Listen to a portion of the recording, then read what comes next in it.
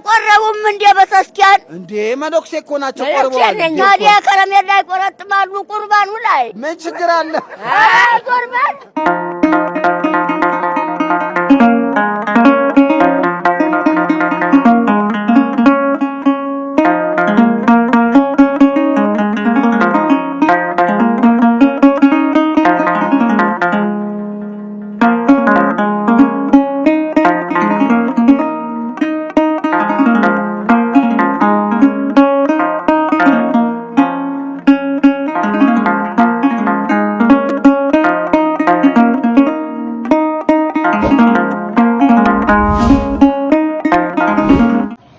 አንዳንድ ሰው ባለማስተዋል ሚስቱ እንደሱ ወጥታ የመንግስት ስራ ከሌላት ሚስት ምንድነው ስራዋ ስራ ሲሉት ስራ የላትም ይላል። አንዳንድ ጅን እንደዛ ነው የሚለው ይገርመኛል።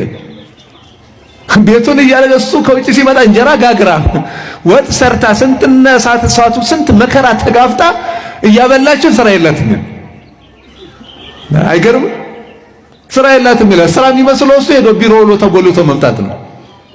ልጆቹን መከራ አድርጋ አሳይታ እናትም አባትም ሆነ የምታሳድግ እሷ ነች። እሱ በየፊልዱ በየምኑ እየዞረ የቤት እመቤት ነች ይላል። የቤት አገልጋይ ነች፣ የምን እመቤት ነች? ለቤቷ እኮ ባሪያ ነች።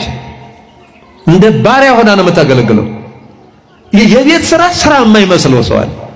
ልጆች ማሳደግ ስራ የማይመስለው እሱ ያመጣውን አስፈጭታ አብክታ ጋግራ ወጡን ሰርታ እሳት ነዶባት የምትሰራው ስራ የማይመስለው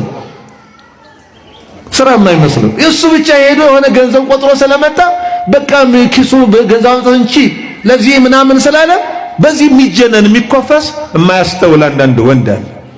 በእውነት እንዲህ ያለ ማስተዋል የሌለው ወንድ ካለ ማስተካከል አለበት አመለካከቱን። ምንድነው ስራዋ?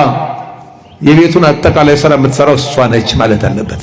እኔ ከውጭ አመጣለሁ እንጂ ሌላ ምን አምጥቼ ብር አመጣግፋ ቢል የሆነ ሰርቼ ብር ነው አመጣው። እሷ ነች ቤቱን ቤት የምታደርገው እሷ ነች። እውነቱን ለመናገር ቤቱን የምታንቀሳቀሰው ቤቱን ቤት የምታመስመስለው እንግዳ ይዞ ቢመጣ እንዳያፈር የምታደርገው እሱ እንግዳ ይዞ ይመጣል። እሷ ነች እንዳያፈር የምታደርገው። ከየትም ገብታ ባይኖራት እንኳን ሄዳ ከጎረቤት ተውሳ በሌላ ቀን የምትከፍለው ወንዱ ባሏ እንዳያፍርባት እንግዳ አምጥቶ እንዳያፍርባት ተጨንቃ የምትሰራው እሷ ናት። እንዲህ ያለ አመለካከት ጭምር መስተካከል አለበት፣ የተዛባ የተንሻፈፈ አመለካከት። ስለዚህ ነው አብዛኛው ሴት ቤት ያለው ስራ ግምት ስላልተሰጠው እኔም መስራት እፈልጋለሁ በቃ አልፈልግም የሚለው አብዛኛው ሴት። ለዚህ ነው ክሬዲት ስላልተሰጠው ማለት የቤቱ ስራ ልጆችን ማሳደግ የቤት መንከባከቡ ዋጋ ስላልተሰጠው በአንዳንድ ወንዶች ዘንድ። ስለዚህ እኔም ጽዳትም ይሁን ወጥቼ እሰራለሁ፣ ጽዳትም ይሁን በቃ እንዳንተ እኔም እኮ መስራት ይችላል። እሱ ከሆነ ስራ እኔም ወጥቼ እሰራለሁ። ከዛ በኋላ ሰራተኛ ይቀጠረ ነው። ሰራተኛ ይቀጠረ እናታቸው በስርዓት ልታሳድጋቸው ስትችል በሰራተኛ ልጆች ያድጋሉ። በምንፈልገው መንገድ ሳይሆን በማንፈልገው መንገድ ሰራተኛዋ ትቀርጻቸዋለች።